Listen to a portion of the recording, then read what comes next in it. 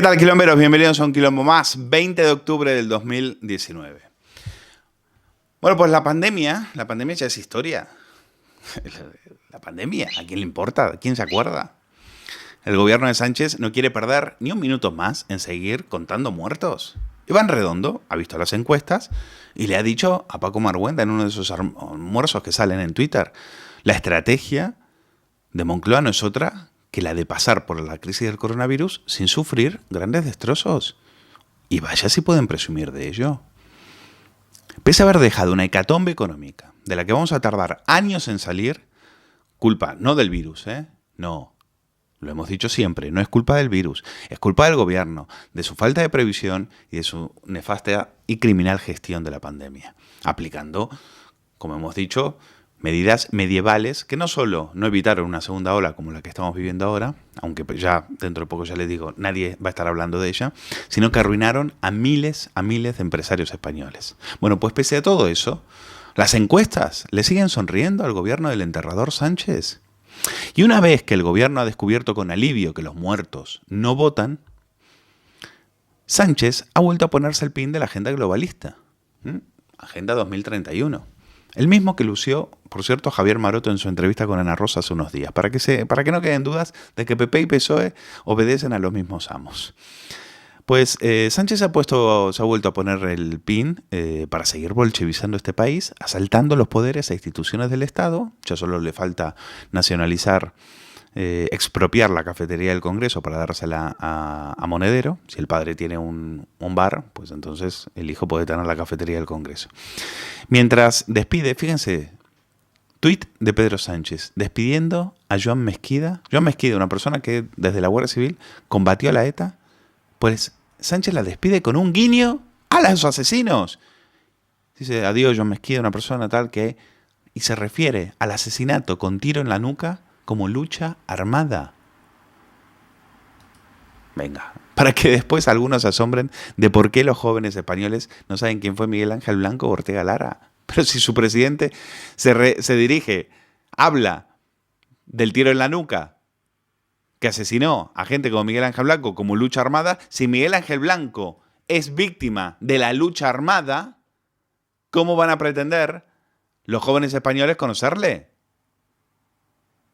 Si ni siquiera lo saben sus adultos, si ni siquiera lo saben las personas que lo deberían saber, las personas que se supone que están para defender estas instituciones, no para regalárselas a la ETA, que es lo que está haciendo Pedro Sánchez.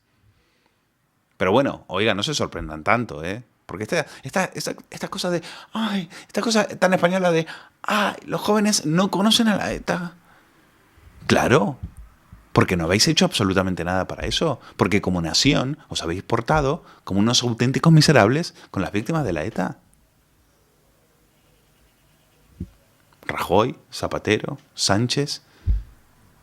Sí, es una nación que ha despreciado a las víctimas de la ETA.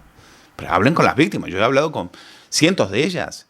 Y siempre me han transmitido lo mismo. A nosotros el Estado nos ha dejado tirados. El Estado, las instituciones. No Pedro Sánchez, las instituciones. Pedro Sánchez ya está en otra fase.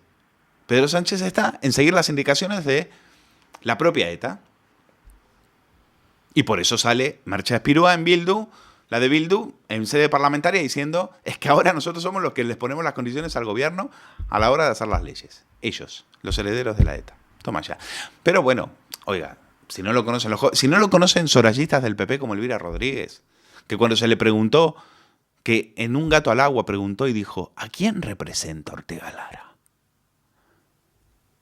¿No se acuerdan? Mírenlo. La estabilidad y la prosperidad de España en esta hora difícil de su historia. ¿Qué os parece esto? Sobre el modelo autonómico, un gran acuerdo nacional. A ver, Elvira. A ver, yo voy a decir algo que va a quedar muy mal aquí, pero a mí ver a Ortega Lara, que es un hombre, en fin, yo ya tengo una edad y recuerdo perfectamente todo el proceso, que con su nombre y como lo habéis titulado, víctima de ETA, diga que hay que hacer una reconversión del Estado, a mí me vais a perdonar que me parezca, iba a decir patético, pero no es patético, pero yo creo que absolutamente fuera de lugar. Aquí todo el mundo tiene indudablemente, y para eso estamos en una democracia, opinan de todos los que a lo mejor no deberían de opinar, porque no son demócratas, y no digo que ellos no lo sean, y a lo mejor pero estoy como siendo... ciudadano puede perfectamente no, lo que quiera. decir lo que le dé la gana, No, sí, vamos, pero, reclamar lo que quiera, no, pero sí, y ponerte en una speaker corner vamos, de estas, no, donde quiera, igual que se porque es hace víctima de ETA, no puede hablar en de la Londres, reforma, en el no Hyde entiendo Park, la... pero tiene la portada de un periódico y le estamos aquí dando una cancha que no es la de un speaker corner, que no es la del Hyde Park. Pero vamos a ver, es un grupo de personas, Elvira, vamos a ver, de distinto condición. ¿Quién? ¿A qué representan, Bueno, Carmen? pues a toda esa lista da igual, a 200... Pues... Hombre, en un país que respetase a sus muertos, Elvira Rodríguez hoy sería un cadáver político. Nadie se acordaría de ella. Pero no, esto es España. Lejos de eso, aquella afirmación a Elvira Rodríguez le sirvió para seguir trepando en el organigrama del Partido Popular. Tanto con Mariano Rajoy, le fue de cine, como con Pablo Casado. Con Rajoy, 4 años cobrando uno de los mejores salarios de la administración. Casi 200.000 euros netos anuales.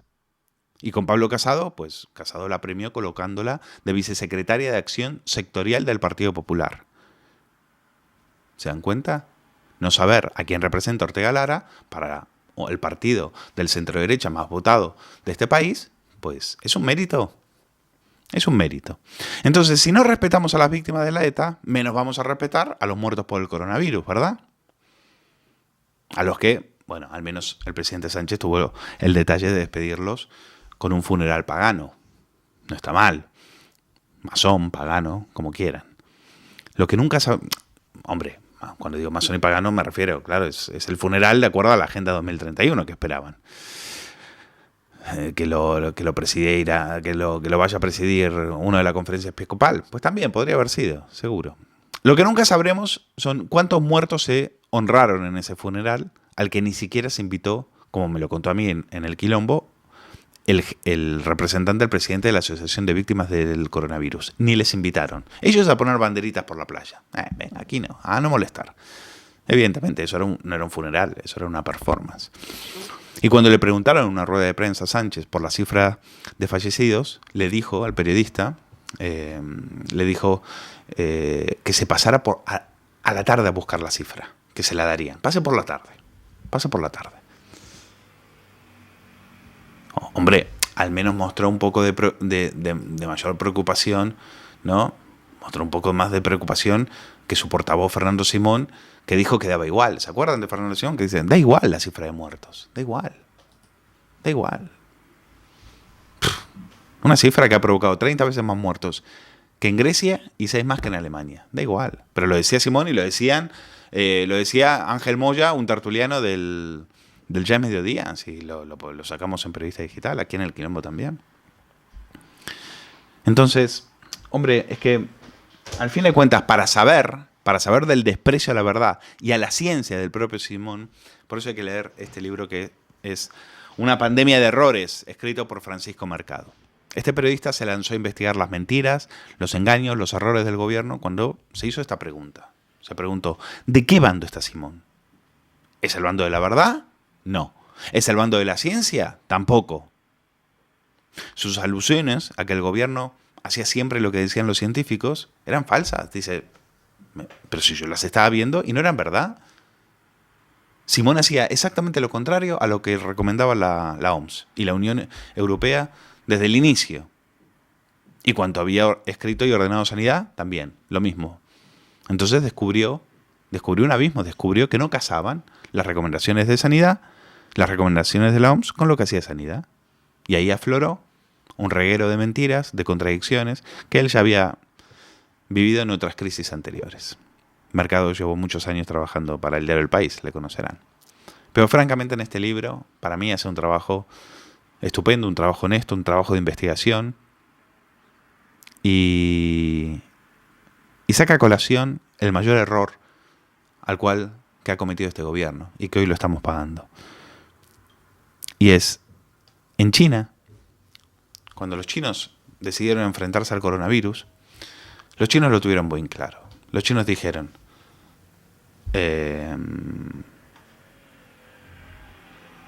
evitar actos masivos, test, aislamiento y y rastreo de los contactos y de los posibles contagiados que han estado cerca de los enfermos.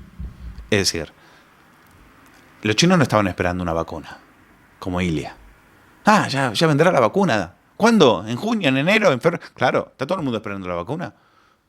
Los chinos no. Los chinos decidieron acabar con el virus haciendo un rastreo militar de todos los contagios. Y hoy lo consiguieron. Vayan a China. Están sin mascarillas. El coronavirus es un recuerdo. Construyeron hospitales, pero hicieron lo que había que hacer. Y por supuesto, tenían test masivos para la población. Y aquí no. Aquí, al no haber test masivos, pues el virus era un depredador invisible para el gobierno. Y así nos ha ido. Este gobierno no recomendó la vigilancia activa de los contactos. Este gobierno incluso se negó a hacer un seguimiento activo. Incluso se negó, hasta junio, hasta junio tardaron en poner a un tío con un termómetro en Barajas. Bueno, creo que el tío se ha ido o debe estar de baja porque hoy cualquiera llega a Barajas y no le hacen ningún tipo de test. Así nos va, así nos va. Todos los infectados contagian, decía la Organización Mundial de la Salud. Pues España cuestionaba que los asintomáticos contagiaran. No lo reconoció hasta fines de junio. Pues esta es la historia del desastre español con el coronavirus. ¿Y cuál es la buena noticia? Que al gobierno le va estupendamente con las encuestas. O sea, la buena noticia es que China nos estaba diciendo que había que perseguir a los contagios y España hacía todo lo contrario. Los protocolos del filósofo Ilia, iban precisamente en una dirección contraria. En lugar de detectarlos a tiempos, Ilia y Simón decidieron que era mejor ir acostumbrándose al virus. Y una vez que ya no pudieron derrotarlo, decidieron endosárselo a sus rivales políticos. Y lo peor es que las encuestas hoy le dan la razón y aplauden esta estrategia.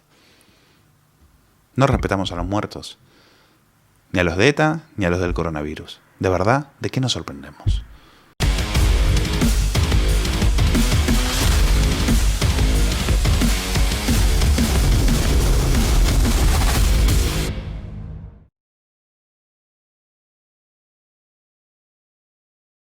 Bueno, ha salido un libro sobre la pandemia. Para mí, hasta ahora el libro que mejor trata, iba a decir día a día, yo diría casi minuto a minuto, lo que ha sido la pandemia en los 3 primeros meses cruciales, sobre todo siguiendo en todo momento las recomendaciones de la Organización Mundial de la Salud, las mismas recomendaciones que el gobierno se pasó por el forro, y la estrategia asiática que el gobierno también se pasó por el forro. Es un libro indispensable, lo edita Deusto, se llama Una pandemia de errores y lo firma Francisco Mercado, un periodista con muchos años y décadas de investigación a sus espaldas. ¿Qué tal, Francisco? Muy buenas, gracias por atendernos. Hola, buenas tardes. Bueno, hay varios, me gustaría centrarlo primero en los avisos que el gobierno no vio. Tú básicamente explicas que la Organización Mundial de la Salud lanzó los avisos a tiempo, porque el gobierno siempre dice que no, siempre dice no, es que no, hasta que no dijeron pandemia es como que el gobierno no se enteraba bien de lo que había, ¿no? Entonces, ¿cuáles fueron esos avisos para que quede claro que el gobierno tuvo tiempo y de sobra, tuvo meses para preparar esto y sin embargo siguió lo suyo? Bueno, en primer lugar, incluso aunque no hubiera existido la OMS, solamente con lo que radiaba China, que estaba ocurriendo en su territorio, desde fines de diciembre de 2019 ya era bastante para un gobierno sensato. Estaba viendo que estaban confinando a la gente, estaba viendo que hacían test masivos, rastreo masivo de contactos, y el 7 de enero China ya informaba que era un coronavirus. Por tanto, cualquiera que sepa que no es gripe y que es un coronavirus ya sabe que eso se expande con mayor prontitud y es mucho más letal. Ya sabían de qué estábamos hablando. La OMS, por supuesto, iba repercutiendo, radiando todo lo que decía China. Y el 30 de enero ya dice que es una emergencia internacional y pone una serie de medidas que hay que cumplir. para frenar esa epidemia. Hay que evitar los actos masivos, lo dice el 30 de enero, no el 30 de marzo, el 30 de enero, lo repite el 31 de enero, el 1 de febrero, así, todos los días hasta el 8 de marzo, por supuesto, y después, y por tanto, cuando declara pandemia en marzo, no ha cambiado nada, dice lo mismo. Por tanto, es absurdo decir, no era epidemia, era emergencia, decía. Es que es lo mismo. La receta es la misma de la OMS. ¿Y por qué? Porque es una enfermedad que no tiene cura. ¿Qué hay que hacer entonces? Evitar que se contagie la gente, evitar su propagación. No hay medicinas ni hay vacunas, solo que había medidas no sanitarias. Las que estaba adoptando China, las que elogiaba la OMS y las que elogiaba el gobierno español cuando copiaba lo que decía la OMS del gobierno chino. Hay muchas más alarmas. Es decir, por supuesto está una alarma el 2 de marzo de la Unión Europea, que envía un informe del Centro de Prevención de Enfermedades, donde se hizo lo mismo, no hacer actos masivos. ¿Qué hace con ese informe Simón? Lo guarda en un cajón. Y cuando le pregunta a la Guardia Civil por qué lo guarda en un cajón, dice, bueno, es que ese informe está en la web. ¿Para qué lo vamos a repercutir? ¿Para qué lo vamos a recircular? Y yo me pregunto, entonces, ¿qué recircula el director de alertas? El Marca, el AS, no se entiende que no lo discuta con ningún servicio sanitario ni lo recircule, porque si a 2 días va a haber una manifestación, sería bueno que el pueblo español supiera, nos dice la Unión Europea, que no hagamos actos masivos. ¿Qué opináis, población? ¿Qué opináis, partidos políticos? ¿Seguimos adelante o no? ¿O lo frenamos? Es decir, que alertas sobran. Es decir, ni siquiera de la OMS, también del propio gobierno. Nos contagian los italianos, nos contagian a través de los vuelos de Italia desde el 22 de febrero, que ya hay confinamientos en Italia, que ya hay una gran contaminación, y el gobierno tolera que cada día 20.000 pasajeros de Italia lleguen a España y nos están contagiando. Lo dice Simón recientemente en la televisión, pero es que los informes del gobierno ya lo decían entonces, cuando decía, de 4 casos que ha habido en España en este día, los 4 tienen vinculación con Italia. ¿Cuántos más avisos necesitas para saber que esto está creciendo y cuáles son las vías de propagación que está ocurriendo en España? Dices también, pones el ejemplo, efectivamente el 24 de enero, cuando José Antonio Nieto, jefe de prevención de riesgos laborales de la policía, pues él sí parecía tomarse en serio los avisos de la Organización Mundial de la Salud, porque efectivamente él solicita mascarillas y guantes para los agentes fronterizos. Interior lo destituye el 13 de marzo. Leerlo así, Francisco, parece la China comunista. Es decir, a los que alertaban, a los que hacían algo que podía generar alarma, venga, fuera, fulminantemente despedido. Da miedo, ¿eh? Efectivamente, es que el gobierno ha sido negacionista. Es decir, ha sido negacionista porque en ese informe que tú citas de José Antonio Nieto, que no son los comisarios, es médico, y alerta de lo que hay que hacer en España, dice que además hay que prohibir los actos masivos. No solo pide mascarillas para los agentes, pide también prohibir los actos masivos. Le cuesta el puesto, porque naturalmente la política del gobierno es no alarmar. ¿Por qué no quiere alarmar? No quiere alarmar porque no ha comprado nada, porque no tiene material y sabe que no va a poder cumplir sus promesas o lo que diga que va a ofrecer, que luego efectivamente le pasa eso en marzo cuando dice, vale, de acuerdo, hay que comprar mascarillas, ahí va, no encuentro el mercado. Hay que comprar EPI, ahí va, no encuentro el mercado o me cuesta el triple. Claro, eso pasa cuando sales de compras el 20 de marzo. En enero ya estaba, a 1 de enero, Alemania ya estaba comprando, preparando test masivos. No tenía enfermos. España pierde 2 meses y medio prácticamente para comprar, digamos, medidas de protección para los ciudadanos, para los policías, para los sanitarios. Y le dedicas un importante capítulo, el último, que es el de las compras. Cuando sale a comprar, claro, se encuentra con un mercado persa, evidentemente, y encima también ahí se equivoca porque asume el mando único y demás. Pero ya hablaremos de las compras. Primero, sí, el capítulo de las alertas. Tú dices, Simón era un director de un centro de alertas al que le daba pánico alertar. Sí, es una paradoja. Simón no ha entendido, quizá porque se convirtió en una especie de Iván Redondo bis. De hecho, iba a reuniones donde no iba ningún alto cargo de sanidad, solo iba él. Era el portavoz que iba adecuando su mensaje a aquello que dictaba la política, no que dictaba la ciencia, porque ¿en qué ciencia bebía Simón si no la ciencia de la OMS, si no la ciencia de los expertos de la Unión Europea, si ni siquiera la ciencia de los servicios sanitarios autonómicos que cuando decían ya en febrero, estamos colapsados, no podemos más con los test que hacemos a los italianos?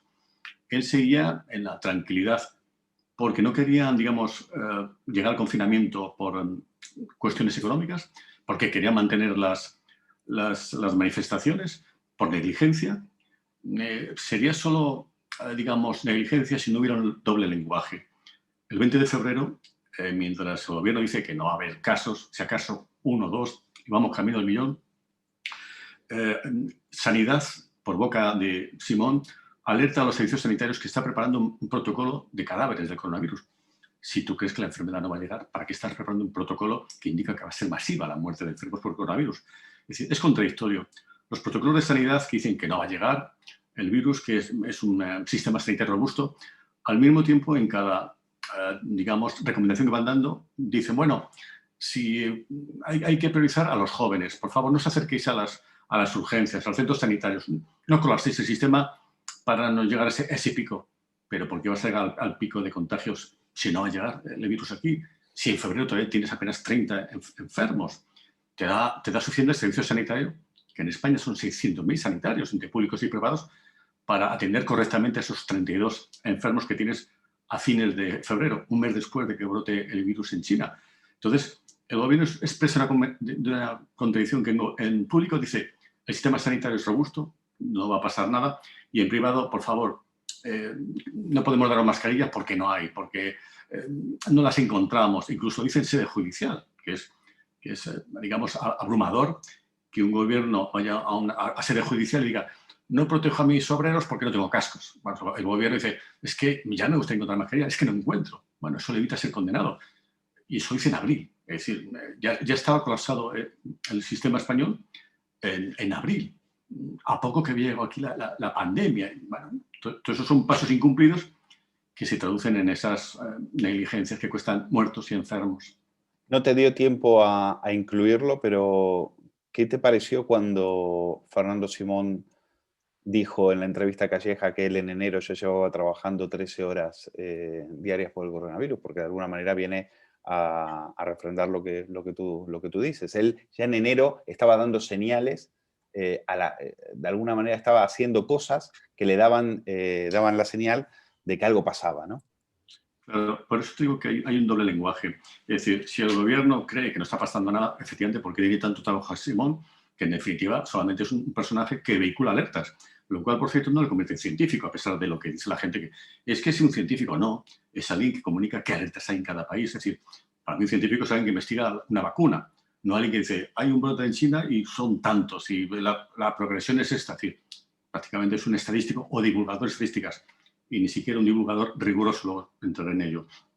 Entonces, esa es una contradicción enorme, pero es que Simón tiene 2.000 frases que son para liquidar un gobierno. En un momento dado dice, ¿y cuántos muertos en España? Le pregunta al país, ¿20.000 o 40.000? ¿Qué más da? Y responde, ¿qué más da? Es decir, es una respuesta inhumana, no anticientífica. Es una respuesta, ¿pero qué más da 20.000? Hombre, importa mucho, porque significa que la pandemia está más extendida o no, o que nos estás ocultando cifras. Pero también dice en otra entrevista, en declaraciones a la televisión, dice, no, ahora salen menos casos graves porque nos fijamos más. Al principio de la pandemia decíamos, quédate en tu casita, literal, y ya veremos qué hacemos contigo. Yo creo que si cualquier responsable sanitario saliera en Europa a decir, al principio de la pandemia decíamos a los enfermos, quédate en tu casita, tal, así, textual, estaría ya cesado todo el gobierno. Pero ni siquiera sirven las cifras.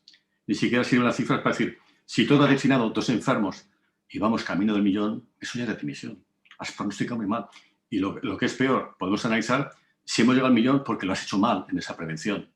Pero desde luego, como profeta, has fallado lamentablemente. Y no vale lo del profeta del día después, porque él tuvo información día a día, desde enero, para saber qué debía hacer. Ni siquiera tenía que leer la OMS, le bastaba comprar los telediarios, lo que hacían otros países, lo que hacía Corea, Tailandia, Japón. Termómetros en los aeropuertos, que aquí se han negado hasta junio. Test masivos, rastreo de contacto. Es decir, las medidas que adoptaban esos países exitosos, Simón las desechaba, Sanidad las desechaba. Y sería claro como llegamos al 8 de marzo, con un número ya muy fuerte de contagios. Otro ocultamiento es que en el 8M hay una curva que mide el Centro Nacional de Epidemiología que decía que estaba bajando el ritmo de contagios. Un gobierno sensato, si ve que el ritmo de contagio está bajando, el 25 de febrero era de 6 enfermos por cada infectado, Diría, vamos a aprovechar este milagro, que está bajando. El 8 de marzo solo teníamos 2 enfermos por infectado. Se produce el 8 de marzo y volvemos a los niveles de febrero. 4 enfermos por cada infectado. Y se multiplica hasta 1.200 en los totales. Quiero esperar un poco para el 8M, porque en el recorrido de tu libro tú tardas por lo menos 100 y pico de páginas en llegar, porque antes del 8M pasan muchas cosas. Es decir, por ejemplo, la Organización Mundial de la Salud. Yo recuerdo que María Neira dice que no hay ningún tipo de... dijo que no había que usar las mascarillas, dijo que no nos preocupásemos de nada. Le dijo un reportero de Todo es Mentira que estaba en Italia que él tranquilo, que vuelva y que siga con su vida normal. Y dijo que el 8M que sí, que ningún problema, que si quieren ir, que vayan. Es verdad también que dijo del mobile, por ejemplo, que bueno, nosotros nos dijimos que se suspendan. Y tú dices, bueno, tampoco dijeron que lo organizasen. Pero eso a mí no me vale. Es decir, yo creo que la Organización Mundial de la Salud, y pongo el énfasis en María Neira, que era la cara, esa rubia, elegante que aparecía, que hablaba pausadamente y demás, tampoco dio una, ¿eh? Tampoco dio una. Bien, pero eso sería centrar el debate en personas. Quiero decir, es como si de pronto tú lees el código de circulación y sale el director de tráfico y decir, yo creo que el cinturón de seguridad realmente no es necesario. Pero ¿qué dice el código de circulación? Y el código de circulación es lo que dice la OMS cada día en cuando dice, ¿cómo está hoy la pandemia? Medidas a adoptar, y siempre sea la misma, evitar actos masivos. Si te está diciendo eso la OMS, si además ves que es lo mismo que está haciendo China, la OMS no es mamá. La OMS no es mamá que te oye, ¿por qué vas a hacer ese acto masivo? No te va a regañar en público, porque políticamente es incorrecto. La ha usado su norma. Tú las quieres cumplir, no las cumplas. Respecto a la mascarilla, el 30 de enero dice que son necesarias. Todos los chinos la usan. Y dice el gobierno español para devaluar esa medida, bueno, es que como los chinos usan tantas medidas, a saber cuál es la buena. Pues acaso, equivócate de tal manera. Equivócate usando todas las medidas que usan los chinos y luego dices, oye, he usado todas las medidas de los chinos y son inútiles. Pero es que la OMS dice que son eficaces. Y España dice que lo que dice la OMS te parece tan válido que lo pone en sus informes. Por tanto, equivócate comprando mascarillas o no quieres comprarlas. Tampoco quieres que lo compre la gente. Porque, claro, si tú las aconsejas parece que es malo. Pero es sentido común. Es decir, no hace falta que venga un científico a decir, las mascarillas sí son eficaces. Es decir, si algo se interpone entre el virus y tú, evidentemente es eficaz. Otra razón. En 2007 se firma un protocolo para qué hacer frente a una gripe. Y se dice, hay que usar mascarillas. Lo firma el gobierno español. Hace un manual diciendo, en caso de gripe hay que usar mascarilla. Entonces, resulta que una enfermedad que se transmite por vía aérea, no quieres que se ponga la gente mascarillas cuando lo estás recomendando para la gripe. No tiene sentido. Es decir, y si la medida era desacertada, la que han usado durante todos estos meses los chinos, los alemanes, los japoneses, los tailandeses, ¿por qué de pronto encuentras que la recomiendas? ¿Por qué de pronto has cambiado de criterio? La OMS no ha cambiado de criterio. Lo que dijo en enero no había una circular firmada por Neira que dijera, por cierto, corregimos, rectificamos lo dicho en enero. Eso no vale. Está ahí. Entonces, tú coges las medidas que quieres de las que dicta la OMS, de las que dicta la experiencia pública de países que estaban afectados. ¿No las quieres coger?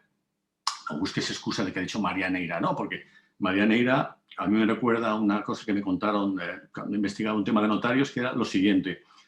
Hay un anuncio, dice, ya no huele mal porque se ha puesto digamos, vaporizador aquí.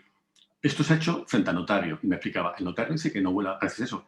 Dice este personaje que no huele mal. Por tanto, si usa a María Neira para decir, la OMS no ha negado eso, claro. Alguien ha llamado a la OMS, ha pedido por escrito a la OMS. OMS, ¿hacemos los actos masivos sí o no? ¿Usamos mascarillas sí o no? La OMS dicta sus reglas y cada país las adopta como quiere. Y España no ha querido. A pesar de que son vinculantes por un reglamento sanitario. Bueno, para rematar el tema de Simón, sí. Entonces, este personaje tan gris, que a veces se ríe en las ruedas de prensa, que hace bromitas, que habla de la Unión Soviética, que se va a bucear en plena segunda ola de la pandemia y demás. Tu conclusión después de esta investigación tan exhaustiva, ¿cuál es? ¿Lo sabía y lo ocultó? Debió saberlo, sí, porque si sabe leer, debió prevenirlo. Solo basta leer lo que dice la OMS día a día. Solo basta leer los informes que hacían sus propios servicios sanitarios y lo que hacía también, digamos, la Unión Europea, la OMS. Es decir, con esos informes le habría bastado. Pero además hay otra cosa que hace más sombría su actuación, más inquietante. Es decir, cabría que solamente fuera negligente si no viéramos que ciertas manipulaciones, ciertas actuaciones de él tienen una utilidad política. En abril se quitan de la lista de los contagiados a todos los enfermos que han dado positivo por test rápido. Eso es una cifra importante entonces, eran 45.000. Entonces, de un día para otro, España tiene 45.000 menos enfermos. Claro, la estadística brilla y al día siguiente, dice Simón, hoy por primera vez tenemos más enfermos recuperados que nuevos casos, naturalmente. El caso es tan inquietante, es decir, no es inquietante para mentes conspiranoicas, es inquietante para la OMS, que la OMS deja de contabilizar casos de España porque se vuelve loca. Es decir, no entiendo que España un día tiene 200.000 casos, 240.000, y al día siguiente solo tiene 200.000. Puedo entender que la curva sea más lenta, pero no que desaparezcan casos. Entonces, eso te indica que está muy unido qué se hace políticamente y qué se hace sanitariamente. No son esferas diferenciadas. Y no se ha puesto todo al servicio de la verdad, al servicio de una política sanitaria, sino cómo quedamos mejor. Con 45.000 infectados menos, pues se quitan. Y la prueba de que la ciencia no es lo que está ahí, cuando hay un desfase entre los muertos oficiales del coronavirus y los del MOMO, los que miden los excesos de cada año, creo que es en mayo cuando hay un desfase de 5.000, así. Dice Simón, bueno, sabemos por qué han muerto 5.000 personas. Igual ha habido un gran accidente de tráfico. Un accidente de tráfico de 5.000 muertos en un año que no hay salida de Semana Santa y cada año mueren en España unas 1.000 personas. Sí, con los españoles confinados. Con los españoles confinados. Claro, es decir, como hay un accidente de tráfico con los españoles confinados y encima un accidente que por sí solo quintuplica los muertos en un año de lo que suele con España. Es decir, bueno, eso es una broma. Eso no se puede permitir que alguien que dice que habla en nombre de la ciencia diga, ahora es un accidente y no nos hemos enterado. O la bomba atómica que ha caído y tampoco nos hemos enterado. Bueno, estamos llegando ya al 8M, pero hasta marzo lo que queda claro, Francisco, y tú pones mucho énfasis, es que hemos seguido el modelo asiático al revés. Es decir, el modelo asiático era actuar rápido, aislamiento y rastreo, y Sanidad al contrario, cree que lo mejor que pueden hacer los contactos, es decir, los contactos que han estado con gente posiblemente enferma, es disfrutar de la vida. Y si enferman, que avisen y se aíslen.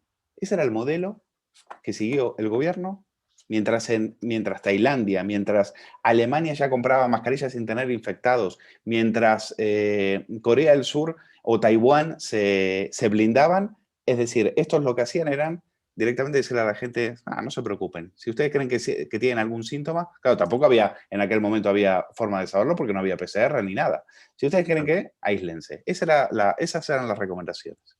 A ver, aparte de que todavía el gobierno no decía que no hubiera PCR, estamos en la fase científica. El gobierno decía, no tengo PCR, por eso no te lo hago. Lo que decía el gobierno es decir, no, el PCR es para los casos graves y que hayan estado en China. Total, 4 gatos. Y claro, el resto, no, igual es neumonía, quédate en casa. Si empeoran mucho, ya me avisas. Pero claro, mientras avisa o no al enfermo, está contagiando a la padre, al madre, al cuñado, al hermano, que luego a su vez van al trabajo, van al transporte. Se genera una burbuja por cada infectado. Un solo infectado genera 1.500 infectados al cabo de 12 semanas. Por tanto, un solo caso mal controlado significa una hecatombe ya. Y eso es por culpa de ese sistema. Pero a partir de febrero, ni siquiera cuando está el colapso, es decir, no vengáis a los hospitales, no vengáis a atención primaria. Quedaos en vuestra casa, en una habitación bien ventilada y nos vais avisando qué tal va la cosa. Y eso es negativo, absolutamente. Francisco, estamos llegando ya al 8M, entonces la situación es de total optimismo en el gobierno, ¿no? El gobierno no cree que esto vaya a menos. Ya hasta ese momento ha tenido 2 alertas. Ha tenido una alerta de Europa que le ha dicho no a los actos masivos. Ha tenido una alerta de la Organización Mundial de la Salud que también le ha dicho lo mismo. Y ha tenido una alerta el 6 de marzo de Pilar Aparicio, que es la directora de Salud Pública, a la cual después se escondieron también y no volvió a aparecer en una rueda de prensa, que también sugiere que no sería conveniente hacer actos masivos. Pero por supuesto, yo me imagino la cara de los asiáticos cuando vieron que el 8 de marzo con 3 meses ya de coronavirus, en España nos permitíamos hacer un acto como ese. Tú lo dejas bien claro, no hace falta que lo aclares. Dices, esto no va de feminismo, que no me digan que yo voy contra el feminismo, que yo voy al 8M, que tú lo cuentas, que tú vas al 8M, etcétera, etcétera. Que esto es un tema de expertos, de ciencia, es decir, todo el mundo estábamos haciendo al revés de lo que ya los países asiáticos estaban haciendo para controlar el virus. Prueba de que hay ese doble lenguaje, que no solo en negligencias, que el 6 de marzo creo que es, se producen unas presiones brutales para que no haya un evento de evangelistas, que se debería producir en España, bajo el argumento de que es que iban a venir personas de países con contaminación ya comunitaria. Bien, perfecto. Vale, que el evento era cerrado. Bien, perfecto. Pero es que España tenía transmisión comunitaria. Lo decía la OMS, decía, países que tienen transmisión local. Y ahí estaba España.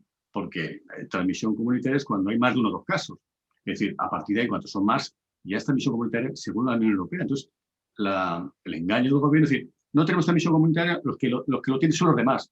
Bueno, es que si se permite el 8M o el seminario de evangelistas, lo preocupante no es solamente que vayan chinos o tailandeses, que vayan españoles. Los españoles ya somos un peligro. Y de hecho, Portugal en ciertas fechas ya empieza a tomar controles sobre los españoles porque los españoles somos tan peligrosos como los tailandeses, o quizá más. Es decir, entonces, no tiene sentido. Esto es peligroso porque vienen los de países contaminados. ¿Y tú? Si tú ya estás contaminado. Si desde el 23 de febrero ya tienes casos anotados aquí por valor de 33.000, por valor de 33 infectados, luego va subiendo y el 8M ya estamos en 589 infectados. Y el gobierno ya sabe que está alertada a Madrid. Ya sabe que Madrid está inquieta porque, oye, esto tiene un crecimiento exponencial. Pero hasta el 9 de marzo, que presiona a Madrid, el gobierno no quiere tomar medidas. Hasta el 9 de marzo. Y otro signo de que no todo es ciencia es que sin que haya ocurrido nada, tras el 8 de marzo, la delegación del gobierno empieza a desaconsejar manifestaciones. ¿Por qué? Si la ciencia no desaconseja los actos masivos, porque de pronto manifestaciones legales te dicen, oye, ¿seguro que quieres hacerla? ¿Estás seguro con la que está cayendo? Y claro, el gobierno luego dice, no, yo no presionaba, no. Tú solo aterrabas. Si a ti te llama, oye, ¿de verdad quieres la periodista? No, déjelo, gracias. Pero lo hacían civilinamente, lo hacían por teléfono, para que no quede rastro, porque sabían que la estaban cagando, sabían que estaban haciendo algo mal, por eso lo hicieron por teléfono y no lo hicieron por escrito. Claro, es decir, pero la paradoja de eso es decir, hacen algo muy loable, pues no lo hicieron antes. Dice, no, es que la versión del 8M la autorizó el anterior delegado, estaba heredada, aunque esté heredada, entre los convocantes está PSOE y Unidas Podemos. Llámales y oye, no sería bueno que dejáramos esto, pensadlo. Pero le pareció bien al delegado de gobierno que una manifestación que tenía prevista 1 millón de asistentes. Lo que pasa es que el miedo dejó la cuneta a 900.000, pero estaba previsto que era 1 millón. Francisco, explica ese informe al cual tú tuviste acceso, en el cual estabas comentándolo antes, en el cual se notaba que ellos ya veían que empezaba a caer la tasa de contagios, pero que el 8M provoca una explosión. ¿Cómo conseguiste ese informe? ¿Quién hace ese informe? ¿Y qué es lo que dice ese informe? Bueno, eso lo hace el Centro Nacional de Epidemiología. Y digamos que el gobierno mundial ha utilizado ese informe para darse autobombo. Fíjense que a partir del confinamiento, ¿cómo baja la tasa de reproducción? Bien, yo me fijo en esa parte de la gráfica, pero me fijo en la otra también. Fíjense que el 26 de febrero estaba bajando. Fíjense que el 27 sigue bajando, el 28 tal y cual. Fíjense que el gobierno permite los actos masivos. Fíjense que sube hasta a partir del 8M. Y solo recuperamos el nivel de ritmo de contagios que teníamos antes del 8M el 16 de marzo, tras el confinamiento. Es decir, no creo que haya mayor prueba científica de que algo se hizo muy mal el 8 de marzo para que de pronto algo que estaba bajando suba y solo con la medida más extrema llegamos al nivel que de un modo natural iba teniendo el virus. Entre otras cosas porque en España a fines de febrero había pocos casos reportados. Por tanto, si habían agotado un poco su ciclo más cercano, la cosa iba más lenta. 2 enfermos por infectado es mucho. Es un poco la media de la OMS, pero 6 era algo disparatado. Y el 10 de marzo estábamos ya en 4,5 infectados por enfermo. Habíamos duplicado lo que teníamos el 8M. Bueno, vamos a entrar en el tema de Salvador Illa, que es el otro miembro de este trío Calaveras. Dime. Perdóname, es importante en el informe. Otra de las cosas interesantes de ese informe es que el gobierno se jacta de esa información del Centro Nacional de Epidemiología. Dice, esto es muy útil. Sanidad está midiendo no el dato teórico de contagio, ni el estimado, el real. lo sabemos día a día, en vivo. Y eso es muy útil para tomar medidas políticas. Entonces, ¿por qué no las tomasteis el 8M?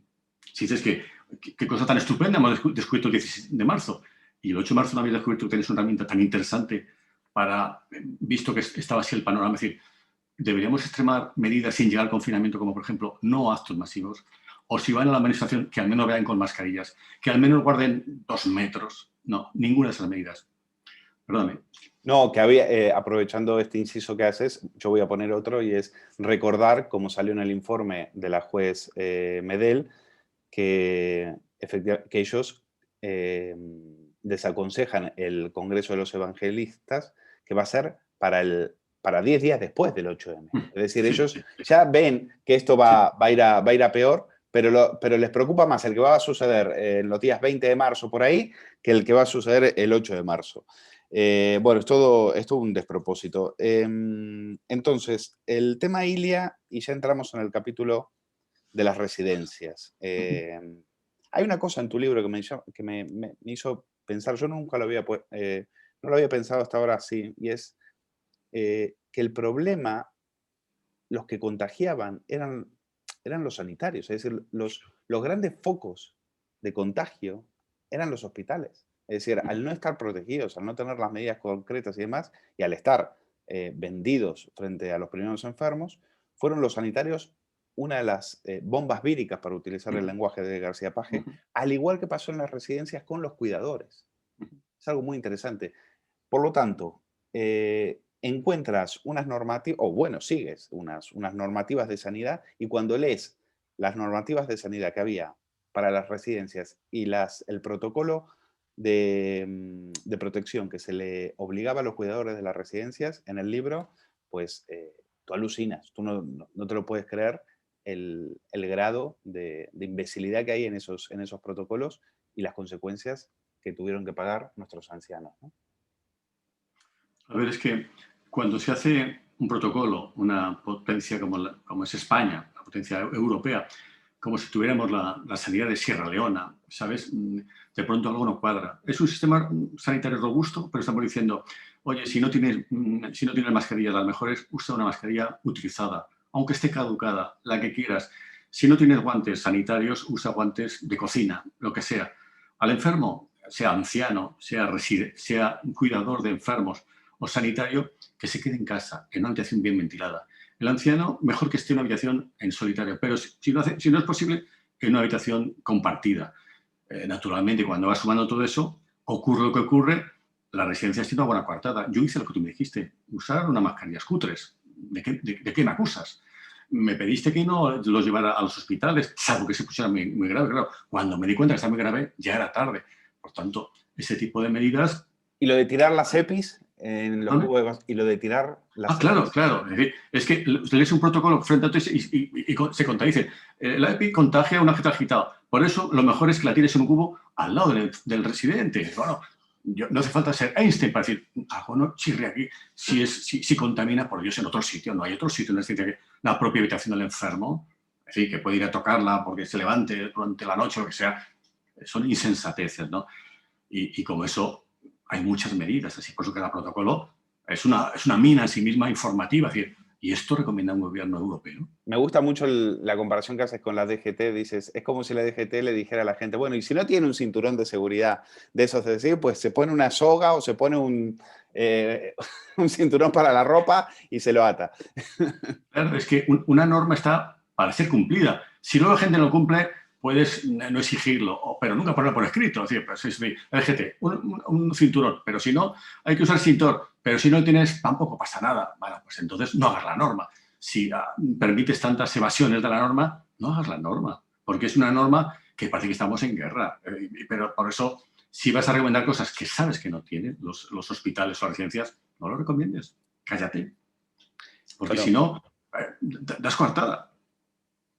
Bueno, el resultado fue catastrófico en las residencias y ahí hubo otra guerra política en la cual se tiraban los trastos entre la Comunidad de Madrid y el gobierno central con un Pablo Iglesias que en un momento determinado, por chupar cámara, por asumir protagonismo, pues se estaba quedando afuera, sale un 19 de marzo diciendo yo me ocupo de la residencia, luego después se esconde, ve el desastre, dice que les promete 300 millones de euros, dice que él se va a encargar y al final termina no encargándose absolutamente de nada cuando ve que ese desastre no tiene ningún remedio. ¿Quién, al final, sé que es una pregunta poco periodística, pero ¿quién ha tenido la culpa en esto? Es decir, la culpa política, la responsabilidad política.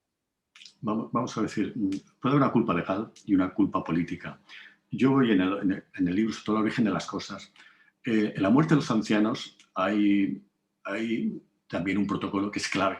Un protocolo de sanidad que pretende que sea un manual ético de qué hacer con los ancianos. Y naturalmente dicen en el protocolo, los ancianos tienen que ser tratados como cualquier otro ciudadano. No se puede ser en la edad un factor de negación para ser atendido en los hospitales. Pero luego se contradice.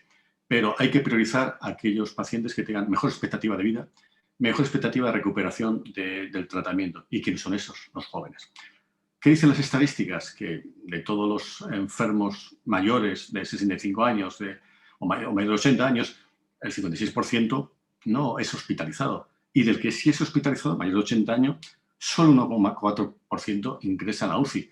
Han sido vetados del sistema sanitario. No en Madrid, no en Galicia, en toda España. Es decir, es algo que ha sucedido así con el conocimiento de todos los sistemas sanitarios, con el conocimiento de todos los responsables autonómicos y, por supuesto, con el conocimiento del gobierno español día a día, porque se reflejaba en estadística. Ingresados en la UCI, tantos. Mayores de 80 años, 4, 5, 6, 10, 15. Algo no casaba. Es decir, ya no solo era grave que no fueran ingresados en hospitales el 44% de los ancianos, es que de ese 56 que se entraba, solo 1,4 iba a la UCI. Y luego, cuando vas a ver los protocolos individualizados, se repite todo eso en cada autonomía que yo he investigado. Pero entonces, ¿era un problema de protocolo? ¿Era como, por ejemplo, unas informaciones de Infolibre culpando a la Comunidad de Madrid de haber hecho un protocolo para que no se llevara a los ancianos a los hospitales? ¿O también era un tema de que estaban absolutamente saturados y que no había ambulancia para poder llevar a los ancianos a los hospitales? Ahí volvemos a la responsabilidad del gobierno. Si el gobierno dice que es un sistema robusto, que no se va a colapsar, si dice que el virus no va a llegar y al mismo tiempo hace un manual global para todos nosotros diciendo hay que priorizar a los jóvenes, estar demostrando que el sistema sanitario no está preparado para una pandemia gestionada con negligencia, que si no, sí habría sido posible. Entonces, ¿qué se encuentran las autonomías? Efectivamente, tienen un colapso sanitario y tienen las indicaciones de ella para decir, ¿y qué hay que hacer con los jóvenes y con los viejos? Pues vamos a seguir el manual, buscamos algún manual que haya por ahí científico de cómo medir digamos, qué es útil o no para un anciano en función de su gravedad y lo aplicamos. Y claro, al final, pues si el que tenga una discapacidad de índole no va, el que tenga más de 80 años y con alguna enfermedad grave tampoco va, pero la idea matriz la da el gobierno y algunas autonomías lo aplican sin más. Yo hago este protocolo conforme a los puestos por el Ministerio de Sanidad. Por tanto, no puedes culpar a una autonomía de lo que ha hecho.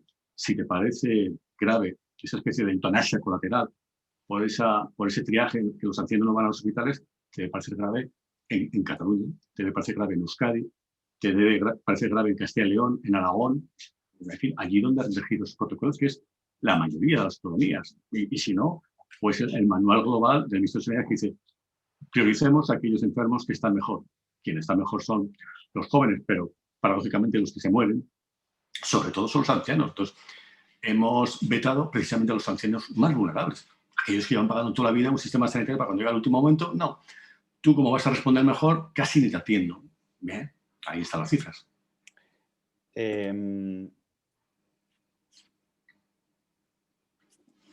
Bueno, finalmente llega el momento de... Ilia en ningún momento ha asumido en ese sentido ningún tipo de responsabilidad. Llega el momento de las compras y nos gastamos cientos de millones de euros en un montón de cosas, salimos al mercado tarde, sale Ilia al mercado tarde y se encuentra, como decíamos antes, con un mercado persa. ¿Qué es lo que ha pasado? ¿Qué ha llevado finalmente? ¿Cuánto dinero se ha despilfarrado? ¿Y cuál ha sido el descontrol de todo eso, del cual periodísticamente hemos pasado página? O sea, es como un tema del cual nadie ha querido hablar. Se sabe que se compraron a empresas fantasmas, se sabe que se compraron test que no eran, mascarillas que no eran y demás. Pero finalmente, ¿qué has descubierto en tu investigación? A ver, yo lo que descubro en mi investigación, hay obviedades, pero que merece la pena remarcarlas. Es decir, el gobierno, digamos, le damos una gran licencia para comprar. Compra por urgencia. Urgencia significa que lo das a dedo. Y ahí das a dedo contratos multimillonarios. Y naturalmente no sabemos por qué elige un proveedor y no otro. Eso ya arroja sospechas de, digamos, la eficacia del proveedor que estás eligiendo. Pero después no informa. ¿Por qué? Porque es que estamos en un procedimiento de urgencia, pero es urgente que tú contrates. También es urgente que informes, porque nada te impide informar con urgencia, con la misma urgencia con la que estás comprando. Nos dice, pues fulanito de Badalona, fulanito de Marbella, y nos enteramos de que has elegido ese. Si encima nos añades por qué, genial, pero al menos dinos a quién estás comprando y por cuánto. Por tanto, toda esa opacidad está hasta bien entrado abril, yo creo, cuando empiezan a aflorar los contratos hechos a partir del 20 de marzo. Los precios se disparatan, incluso en algún informe que tiene acceso para compra de emisión interior, están tratando con auténticos mafiosos. Dicen, nos han tipicado el precio de un día para otro. Nos pregunta el proveedor si su material lo van a registrar en la aduana. Y yo me pregunto, ¿estamos traficando con Pablo Escobar? Es decir, porque no entiendo que un proveedor del gobierno diga, no me registran mi mercancía en la aduana. Es decir, algo anómalo tiene ese proveedor. Después ves que hay compras que han sido fallidas. 600.000 test comprados en China a una empresa que no homologa al gobierno chino. ¿Dónde eliges a ese proveedor? Resulta que el proveedor elegido es un empresario que se dedica a temas de cosmética. ¿Por qué tienes que comprar test a ese proveedor de Cataluña? No se sabe. ¿Por qué de pronto te parece que es una buena empresa, una empresa que está en un bajo de un pueblo de Granada, que tiene 3.000 euros de capital? No se sabe. Por tanto, no hay razones para averiguar por qué está elegido. Pero ahora estamos pagando 3 veces. Estamos pagando la mercancía que compramos, pero también paga el gobierno el flete del avión. Yo digo en broma en el libro, es como si de pronto en un gran almacén pusieran precio del televisor, precio del flete del avión. Tiene que sumar usted. Oiga, pero no pago el televisor una sola vez y ya se ocupará el detalle de un avión de China. No, aquí pagamos el avión por un lado y por otro lado el propio aparato.